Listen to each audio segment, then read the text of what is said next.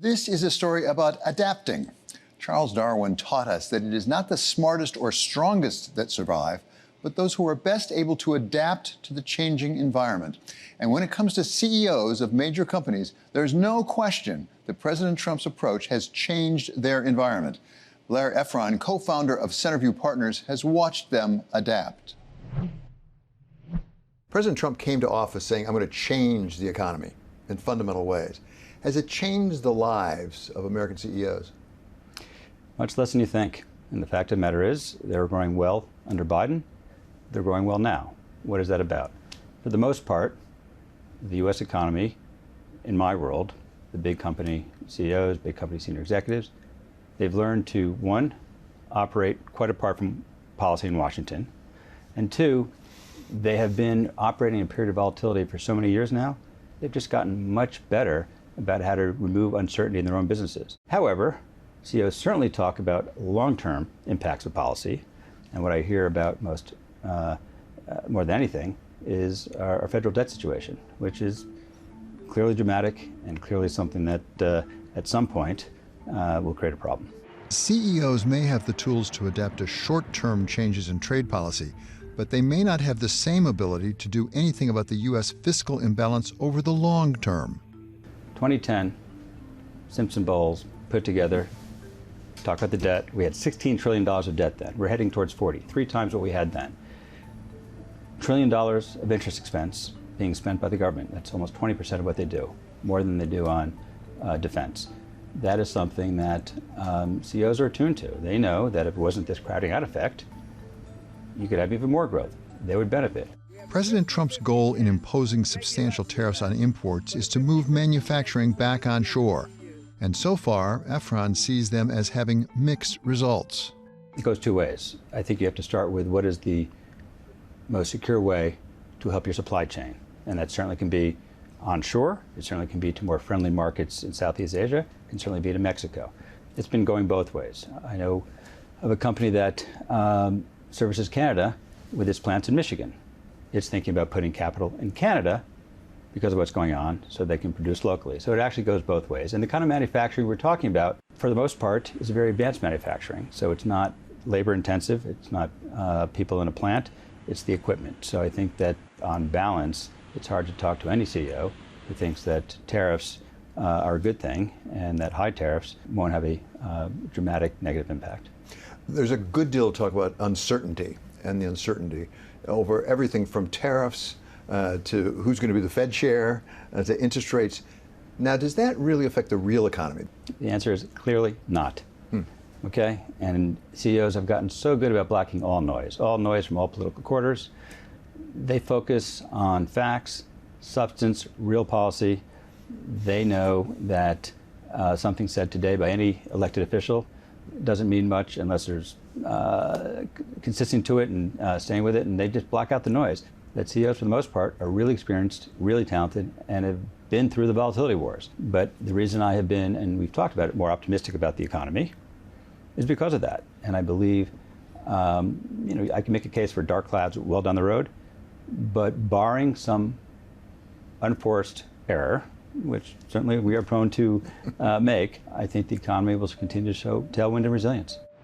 That tailwind may look a bit different in New York City, where New York State Assemblyman Zohran Mamdani is in a strong position to become its next mayor and is running on policies not generally seen as pro-business.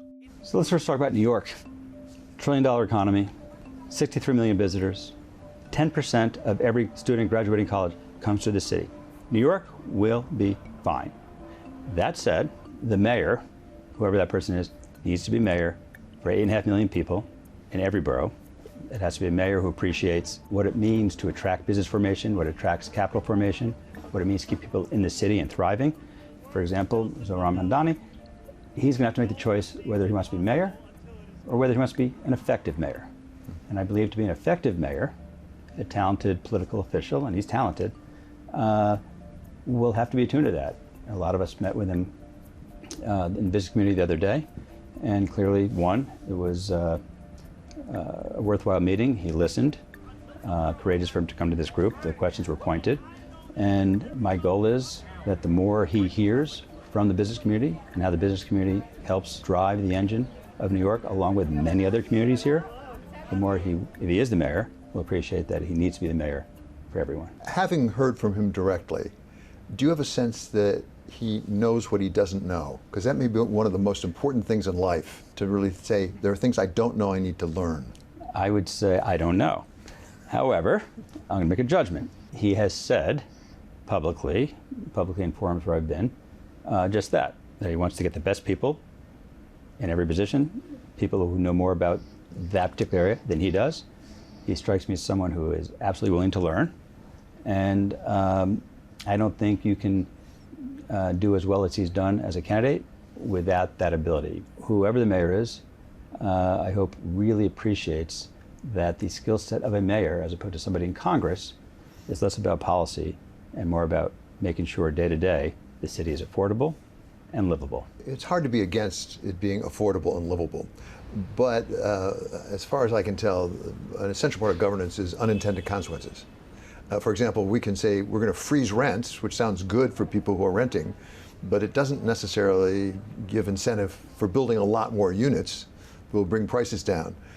Is he learning? Can he learn those sort of unintended consequences? That, in fact, the best way to make things more affordable may not be the most obvious way. So let me be very clear. I don't know yet, nor does anyone, what he's learning. But make no mistake, rent control will reduce housing stock.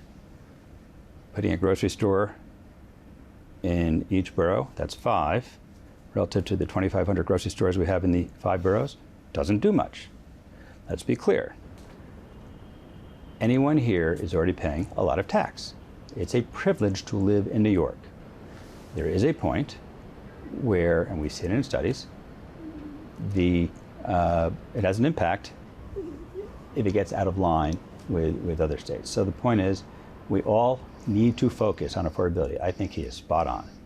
But to your point, there are many ways to attack it. I think we need to be much more focused as a city to do just that. You make a powerful case for why New York will be just fine in terms of the economy overall. But do we need in New York City to be more concerned with competing with other centers around the country, around the world, but particularly around the country, than we have been in the past? We've heard a lot of talk about moving to Dallas, about moving to Miami. Is that a real issue for New York City? Is it a real issue? Absolutely. Have we risen to the challenge? You bet. New York is stronger today than it was 4 years ago. We have more people coming in than not. We have the second biggest tech hub in New York City. We have more drugs and healthcare coming out of here than any other city but for Boston. We're doing fine. Where is the Democratic Party right now, and what do you see as its forward path? Great question. I think the Democratic Party is a work in progress, and the next test will obviously be in a few quarters, November 26th. What I can tell you is, as a party, Democrats ought to have the base case that the economy will have a tailwind, ought to have its base case, therefore it has to be much more about what the party's for, not what for the other guys for. And when I think about that, the party has to do a much better job diagnosing what the issues are, coming up with solutions that meet the needs of all Americans. I don't think we've done a very good job. Focusing on affordability in a very practical way, understanding that policy should be driven from people up, not from thinkers down, and has to clearly be much more unified about how that's going to happen. I think that has been an issue for us. I do find parties in general are pretty nimble about course correcting, whether you're Republican or Democrat. I assume by the time midterms come around, Democrats will have figured out how to course correct, but it better be not just an agenda based on fairness, as opposed to fairness and growth. Who will help guide the Democratic Party away from a very obvious alternative, which is to go to the other extreme? I mean, some people think we're seeing that right now with, you could name names, AOC or Bernie Sanders or even Mamdani. There's a natural reaction to say, okay, we got to compensate. If we've got right-wing populism over here, let's go left-wing populism. How will the Democratic Party avoid that if, in fact, it should?